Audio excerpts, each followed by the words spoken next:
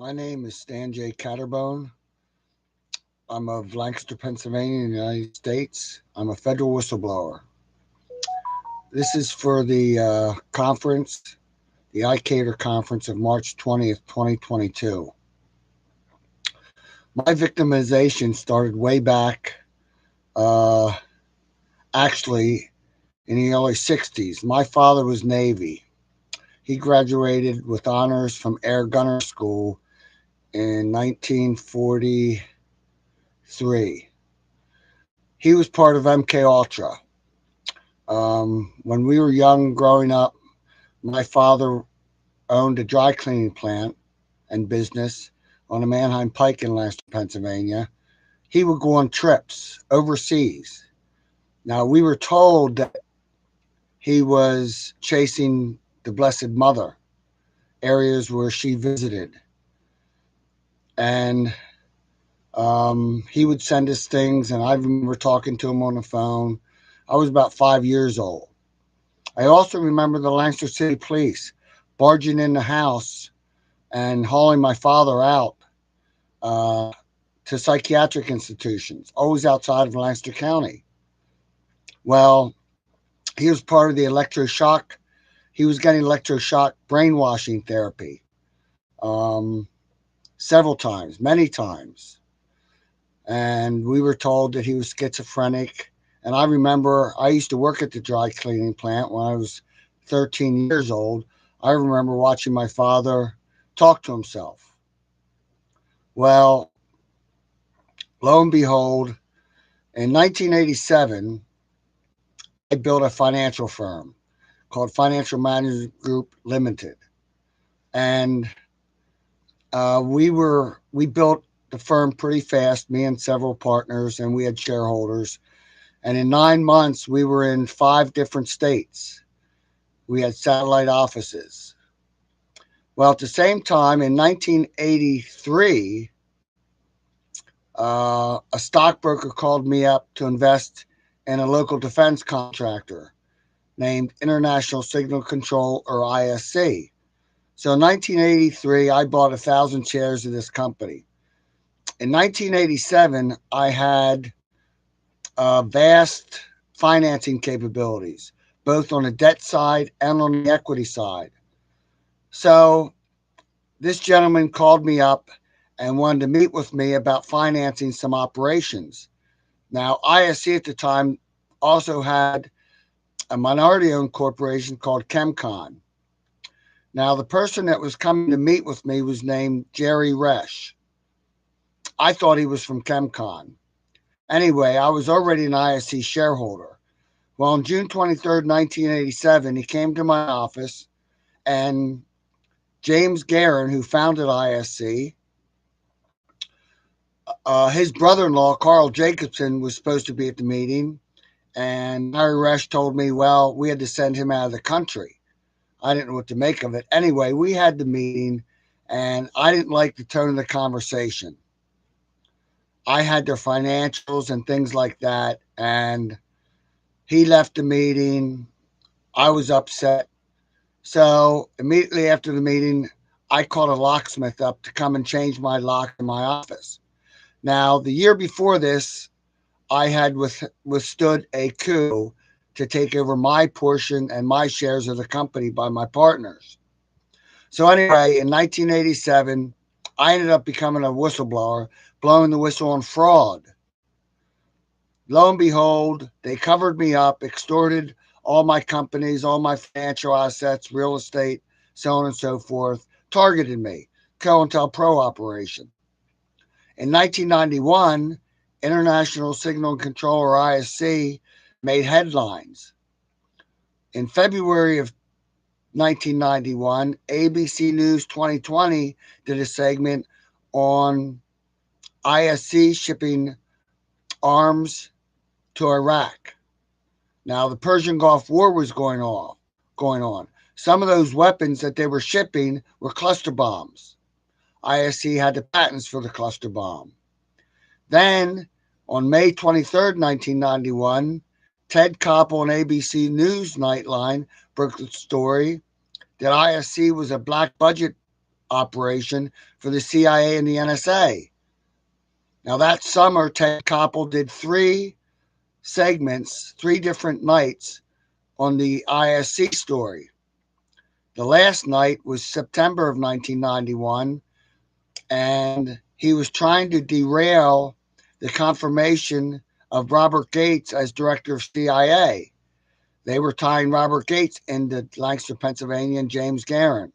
So anyway, so I got hit hard back then in 1991 with different types of workplace mobbing, stalking, harassment, things like that. Well, in 2005, I finally filed my own federal lawsuits in federal courts, the U.S. District Court for Eastern Pennsylvania. Then they hit me with the microwaves, the synthetic telepathy, the pain anywhere they wanted, isolated pain all over my body. They used to use my teeth a lot, my back. When I started getting treatments for back pain and things like that. So in 2005, they hit me with the microwaves. Now, starting in 1987, they started using mental health warrants against me, hauling me off to different psychiatric institutions. Now, in 1987, they also arrested me for breaking into my own office and literally stealing my own files.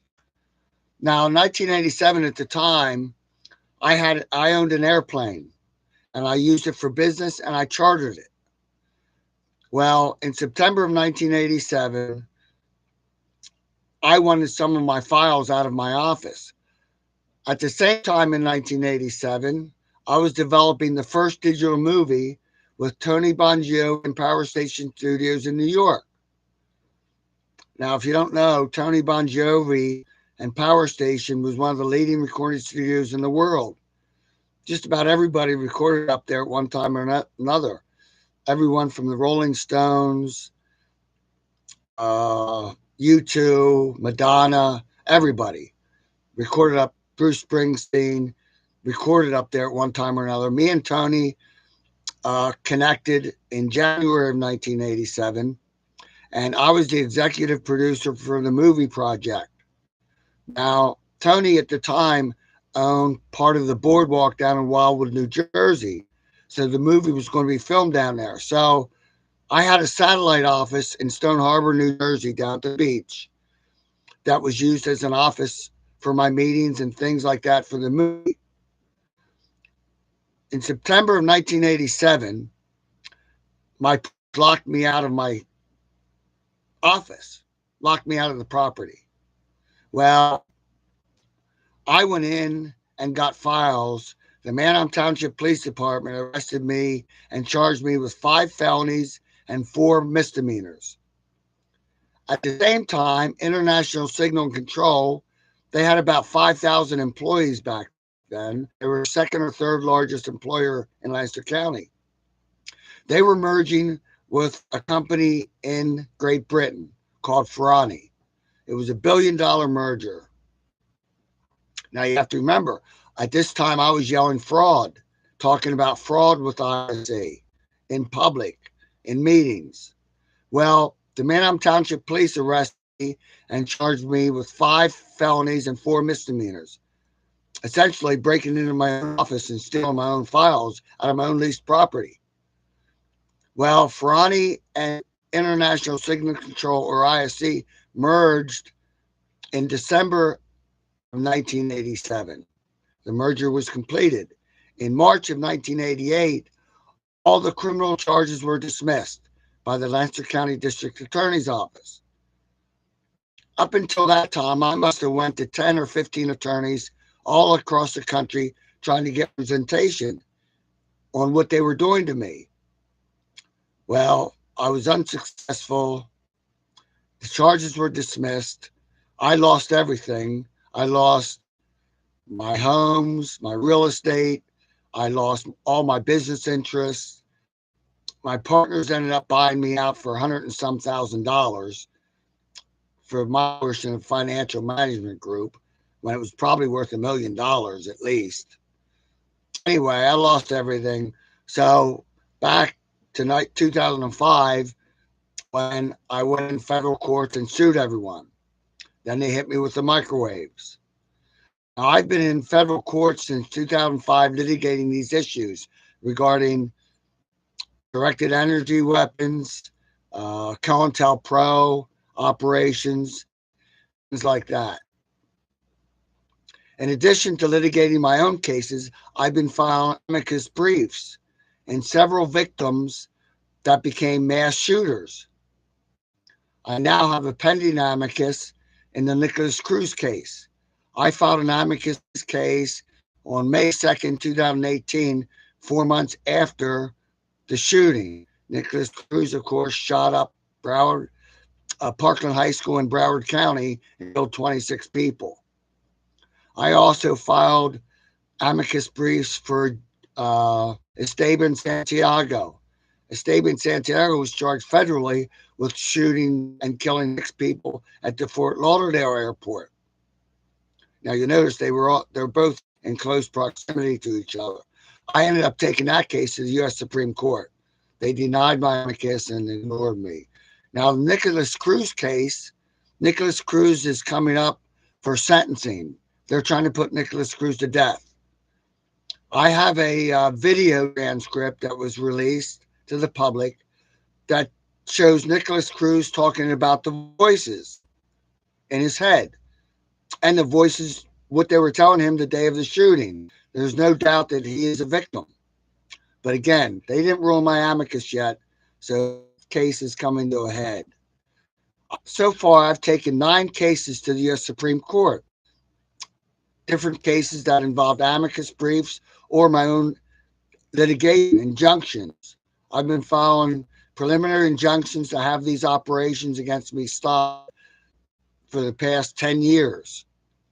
Now, the problem with these lawsuits, the way I see it and my experience, is the judges and the clerks, they're all hooked into these COINTELPRO operations. I cannot find an honest judge anywhere in this country that will rule unbiasedly in these cases. What they do is they use frivolous. They say that you're delusional, the judges. They use frivolous, saying that you're wasting the court's time in this and that. Well, in 2015, one of the things, experts like Dr. John Hall, his book came out in 2009 called Satellite Terrorism in America, A New Breed. And these experts, including Dr. Robert Duncan, Barbara Hartwell, Karen Stewart, are all helping our cause become easier and easier. And then, of course, we've got Havana syndrome that happened in 2016. But the way I see it, the problem still is with the judges and the clerks. Like I say, they team up in these operations and they literally cheat. I have people stealing and they literally cheat. I have people stealing my files, manipulating what I file with the courts. They have hacked into my PACER accounts, which allows me to file electronically with the federal courts. So now I've got to do everything by mail. They do the same thing at the state level. So that's one of the problems we're up against. The other problem that I see is that being classified, getting certification as a class. Now, these are all uphill battles that are becoming easier and easier day by day. The other thing I want to mention is that now, regarding the Russian invasion of Ukraine, the company I blew the whistle on patented the cluster bombs, and lo and behold, the Russians began using cluster bombs against Ukraine in the past week. So that's becoming center news.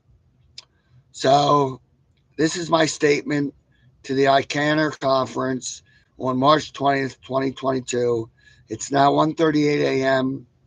on Wednesday, March 9th, 2022.